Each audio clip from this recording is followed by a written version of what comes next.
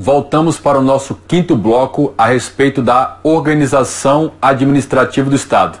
Estávamos tratando da classificação dos órgãos, vimos a classificação quanto à posição estatal e agora vamos tratar da classificação dos órgãos no tocante à estrutura, quanto à estrutura interna de cada tipo de órgão. Na tela comigo, a gente vai tratar da classificação quanto à estrutura.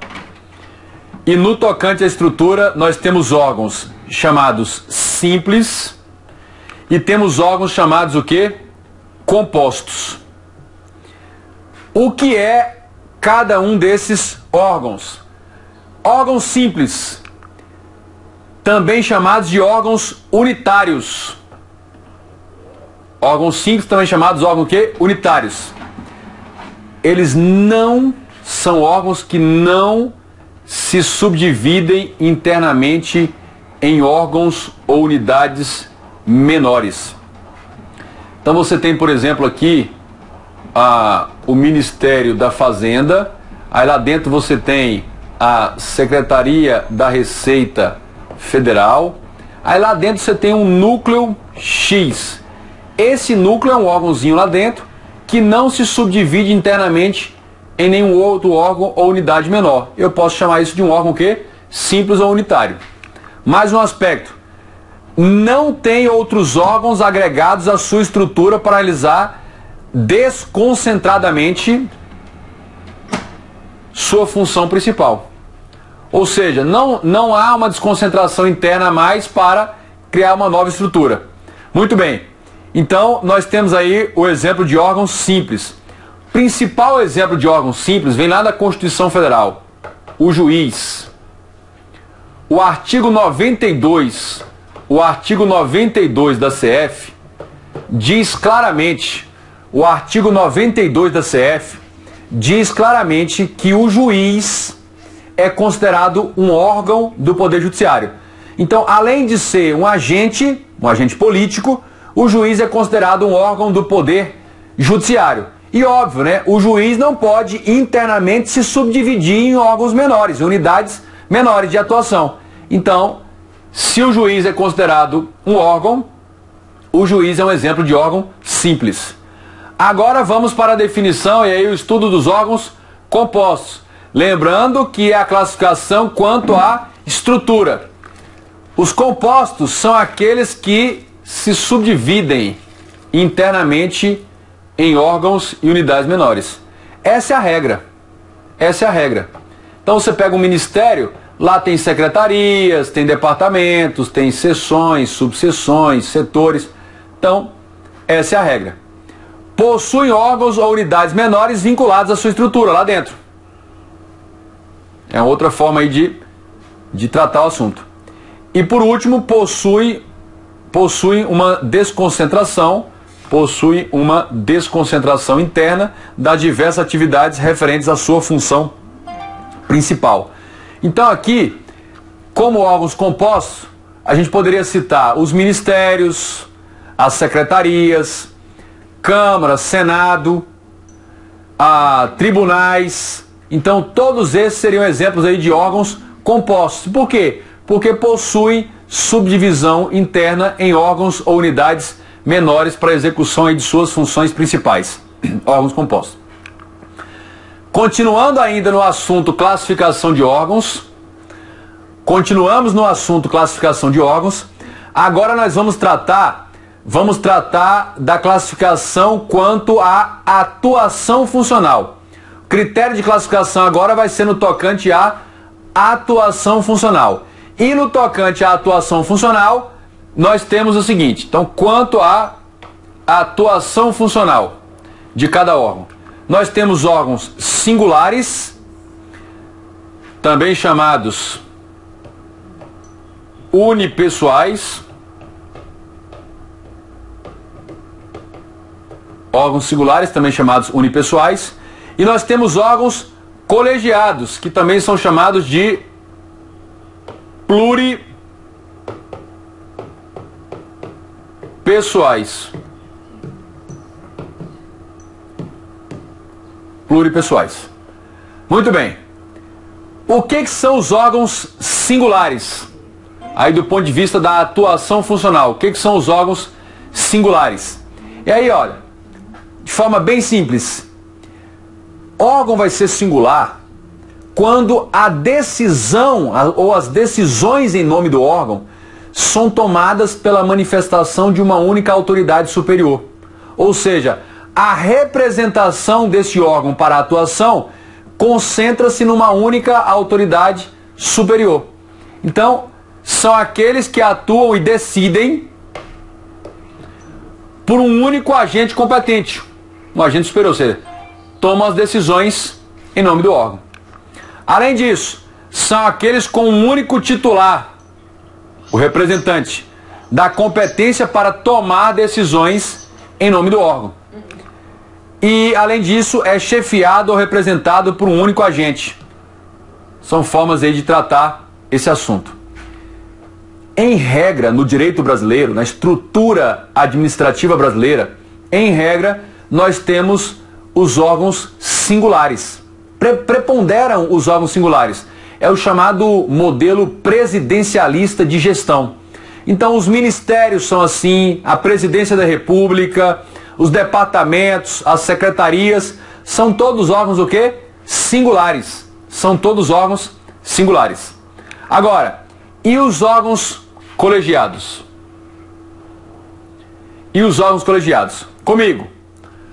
Colegiado é aquele órgão que, para tomar uma decisão, é preciso um grupo de agentes se reunir, deliberar, votarem e a maioria ou unanimidade decide por esse órgão. Não existe uma única autoridade titular da representação desse órgão para a tomada de decisões. É o chamado órgão colegiado. As decisões desse órgão é tomada de forma democrática mediante votação. Então, são aqueles cujas decisões são tomadas por mais de um agente, olha. Decisões tomadas por mais de um agente após deliberação e votação na forma estatutária ou regimental, ou o estatuto diz, ou o regimento diz. Além disso, as decisões são tomadas por maioria ou a unanimidade de seus membros titulares do poder de deliberação e voto. Então, vários membros que compõem esse órgão têm o poder de deliberar, discutir e votar a respeito do assunto. Tudo bem? Então, exemplos aí deste órgão, de órgão colegiado, seriam Câmara, Senado, tribunais, conselhos, Conselho de Política Monetária Nacional, órgão colegiado. Beleza. Continuamos na classificação. Vamos agora tratar da classificação quanto à função, ao tipo de função predominante de cada órgão. Então, quanto às funções que podem exercer o órgão, nós teremos 3 tipos de órgãos: órgãos ativos, órgãos consultivos e órgãos de controle. Então, quanto às funções, os órgãos são ativos, órgãos consultivos e órgãos de controle. Muito bem. O que são os órgãos ativos? O que a gente deve entender por órgãos ativos? Destinam-se predominantemente à execução de serviços ou atividades administrativas. Os órgãos ativos são aqueles realizadores do interesse concreto aí da coletividade. São eles que colocam em atividade os serviços e as diversas funções administrativas do Estado. São órgãos ativos. Além disso, implementam condutas comissivas, que são as ações, para o cumprimento dos fins específicos da pessoa jurídica estatal. Então, a gente poderia colocar aqui, ó, Departamento de Polícia Federal tem essa função. Departamento de Polícia Rodoviária Federal tem essa função. A Secretaria da Receita Federal tem essa função. E vários outros órgãos têm a função ativa de promover a realização das atividades de serviço. Aí no seu estado, no seu município, você tem a Secretaria de Saúde, a Secretaria de Segurança Pública, a Secretaria de Educação. São todos órgãos o quê? Ativos. Agora vamos para os órgãos consultivos. Qual é a função preponderante dos órgãos consultivos? Destinam-se principalmente a fazer o quê? Assessorar, aconselhar, subsidiar e prestar consultoria técnica a outros órgãos e autoridades para que possam agir e tomar o quê? Decisões. São órgãos, os consultivos são órgãos que vão prestar um embasamento técnico, subsidiar com informações e consultorias para que outros órgãos possam bem agir e tomar as melhores decisões. São os órgãos consultivos. Prestam auxílio técnico, ou jurídico. E especializado, sempre na ideia especializada. Você vai ter aí as consultorias jurídicas, a consultoria legislativa da Câmara e do Senado, os órgãos de assessoramento técnico, como o Instituto de Criminalística, a Polícia Especializada, o Instituto de Medicina Legal. Então, eles têm essa função de órgãos consultivos. E por último, nós temos os órgãos de controle. Por último, nós temos os órgãos de controle. Bom, o que precisamos saber sobre os órgãos de controle? Primeiro, exercem predominantemente o controle e a fiscalização de outros órgãos e agentes. Esses órgãos, gente, eles cumprem o chamado princípio da autotutela que nós já vimos em vídeos anteriores. Eles exercem predominantemente a função de controle da administração e dão concretude aí ao princípio da autotutela da administração.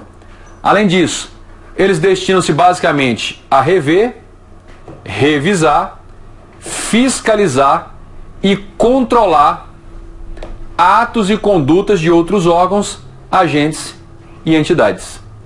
Os principais exemplos, a gente teria TCU e os Tribunais de Contas aí dos estados, nós teríamos o Ministério Público, nós teríamos o CNJ, Órgão de Controle, o CNMP. Além disso, você pode colocar as corregedorias das polícias, você pode colocar os departamentos e unidades de controle interno nos órgãos. Então, são órgãos aí de controle, e lembrando que o que eles controlam não são os particulares, eles controlam outros órgãos, eles controlam outros agentes e eles controlam outras entidades. Muito bem. Agora a gente vai entrar num assunto muito frequente também em prova e de suma importância para a gente compreender a relação entre Estado, agentes, particulares, agentes e Estado.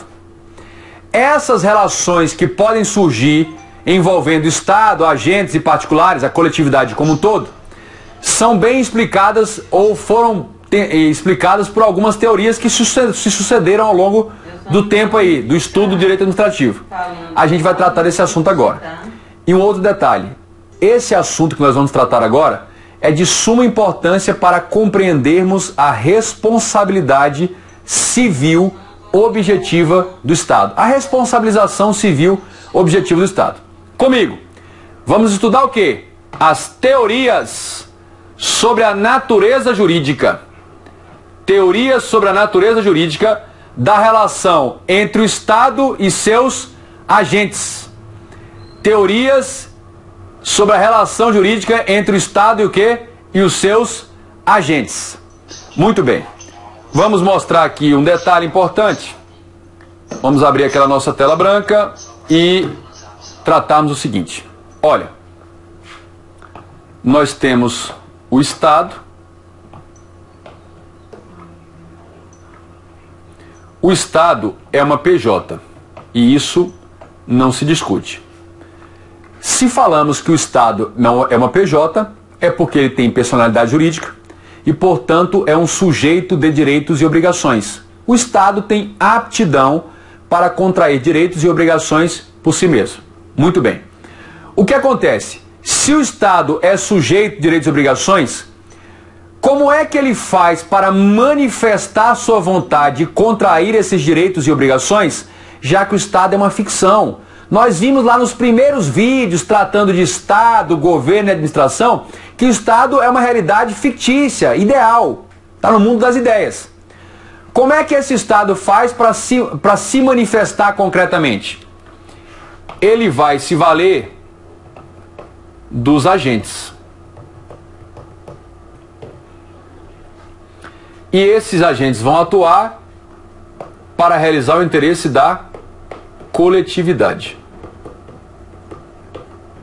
Vão atuar para realizar o interesse da coletividade. Muito bem, então aqui nós vamos ter um agente. Certamente você estará ali.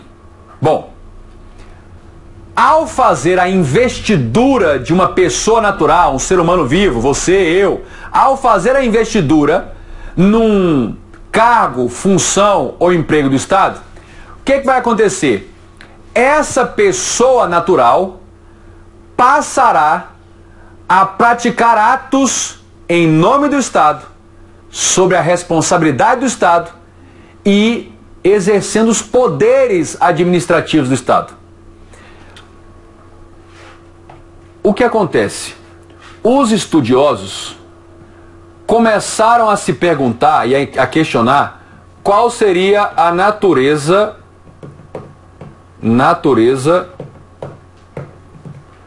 jurídica. A natureza jurídica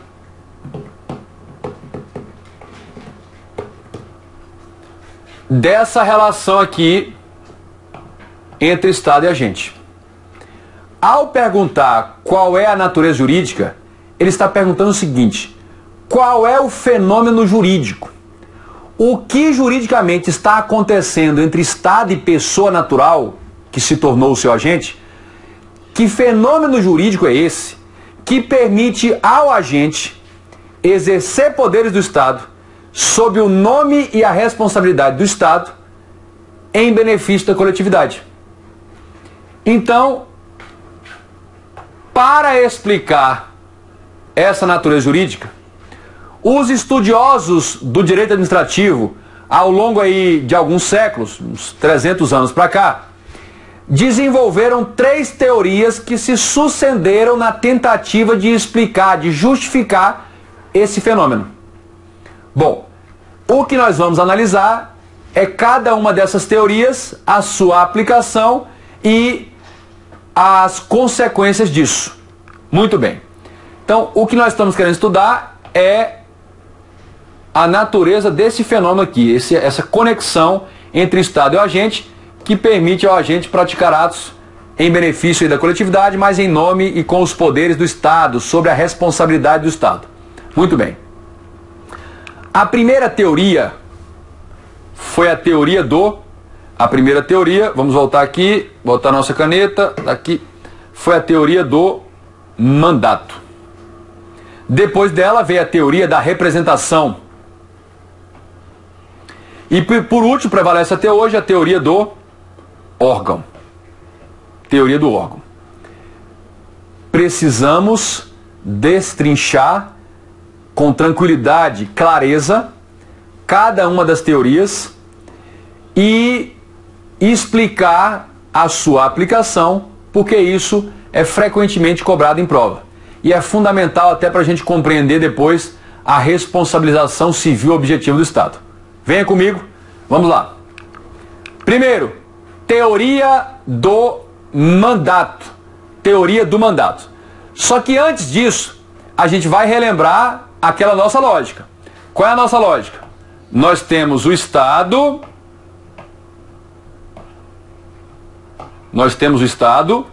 depois nós temos o agente e nós temos a coletividade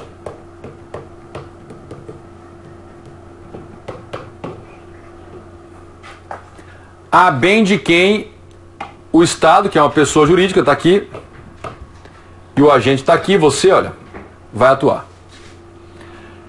Eu estou colocando aqui porque eu precisarei ficar voltando a essa tela para a gente visualizar o fenômeno. Então eu vou explicando cada uma das teorias, mas eu vou ficar voltando aí a essa tela que nos permite visualizar a explicação teórica abstrata sobre o assunto. Muito bem.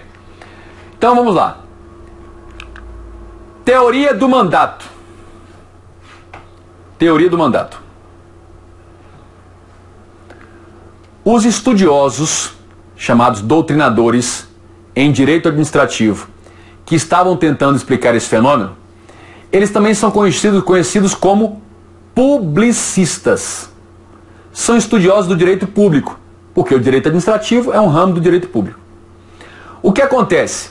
O direito público começou a se desenvolver mais amplamente, de forma mais complexa, a partir do século XVIII, quando veio o Estado de Direito. Só que nessa época, o direito privado, que regia as relações privadas, direito civil, direito comercial à época, já era muito mais desenvolvido, desde Roma. Olha quanto tempo antes. Os institutos de direito privado, muitos que nós já conhecemos até hoje, foram desenvolvidos teoricamente e aplicados em Roma, no direito romano, pelo direito romano. Muito bem. O que que os teóricos administrativistas fizeram na tentativa de explicar aquela relação entre o Estado e os agentes? Um grupo desses teóricos, foram ao direito privado e do direito privado tomaram de empréstimo uma teoria que já existia desde Roma, que era aplicada ali após o século XVIII e é aplicada até hoje, no direito privado. Teoria do mandato. Concentração. O que é a teoria do mandato? A teoria do mandato é assim, olha. Um sujeito A pode fazer o quê? Esse sujeito A, pode manifestar a sua vontade e outorgar poderes jurídicos seus a um outro, a uma outra pessoa. Então, esse sujeito aqui pode manifestar a sua livre vontade, outorgando poderes a um outro. Esse outro poderá aceitar ou não a outorga, a transferência desses poderes. Se aceitar, esse outro poderá praticar atos perante terceiros, em nome do primeiro. No direito privado, o contrato ou instrumento de mandato permite que um sujeito, eu por exemplo, manifeste vontade outorgando poderes a você, outro sujeito, que se aceitar, poderá usar esses poderes, exercer esses poderes, para praticar atos jurídicos perante terceiros, em nome do primeiro, do mandante. Eu posso outorgar poderes a você, mediante um instrumento de mandato, outorgar poderes a você que, se aceitar, você poderá, por exemplo, vender o meu carro, o meu veículo, a um terceiro, mas quem assume a responsabilidade e as obrigações por isso sou eu, o mandante. Então, quem passa os poderes, esse primeiro é chamado de mandante, quem os recebe, mandatário, e tem os terceiros perante quem são praticados os atos em nome do mandante. Essa é a teoria do mandato no direito privado, existia em Roma e existe até hoje.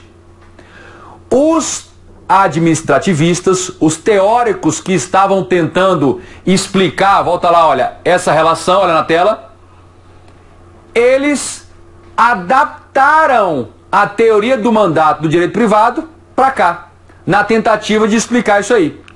E aí, por essa teoria, os agentes públicos investidos numa função do Estado receberiam, ou seja, ao serem investidos na função do Estado, eles receberiam, mediante um instrumento ou contrato de mandato, poderes para praticar atos jurídicos em nome dele, ou seja, do Estado, dele aqui é o Estado, perante terceiros. Essa é a adaptação da teoria do mandato para essa relação aqui. o que acontece?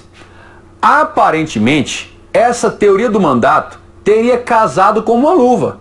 Aparentemente, ela seria perfeita para explicar, olha na tela, para explicar como que o ser humano, o agente, praticaria atos perante a coletividade, mas em nome do Estado, sob a responsabilidade do Estado e com os poderes do Estado.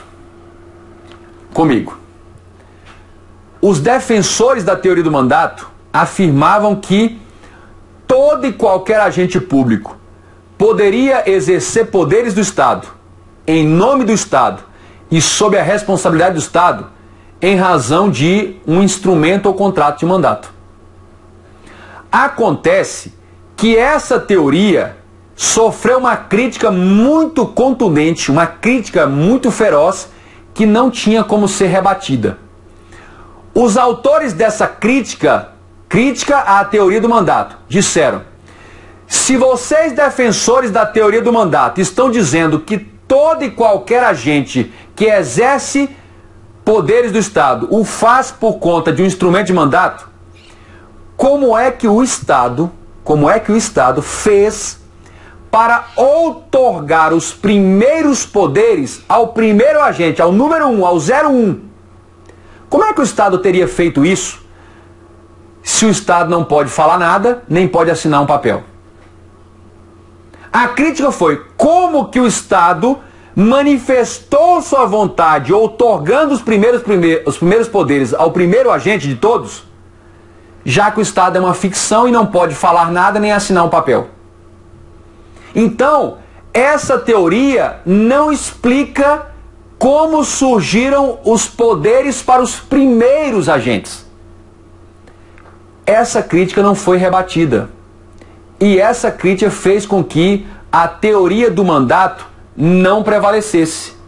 Então, essa teoria do mandato, coloquem aí, ela não prevaleceu. Foi aplicado durante um tempo, mas não prevaleceu. Foco. Entenderam o que é a teoria do mandato? Um sujeito de direito manifesta vontade, um sujeito manifesta vontade, outorga poderes a outro, e esse outro pratica atos perante terceiros em nome do mandante. Essa é a teoria do mandato. Por que ela não prevaleceu na relação entre Estado e agente? Porque o Estado não teria como outorgar os primeiros poderes ao primeiro agente, já que o Estado não pode falar nada nem assinar um papel, é uma realidade fictícia. Então isso fez com que essa teoria do mandato não prevalecesse, ela não vingou. Muito bem, nós vamos concluir aqui esse bloco. No bloco seguinte, a gente já volta para mostrar que os autores da crítica a essa teoria do mandato, na verdade, queriam emplacar a teoria deles, e aí a gente já volta para tratar da teoria da representação. Então, aguardo você no próximo bloco, não saia daí, vamos tratar em seguida da teoria da representação.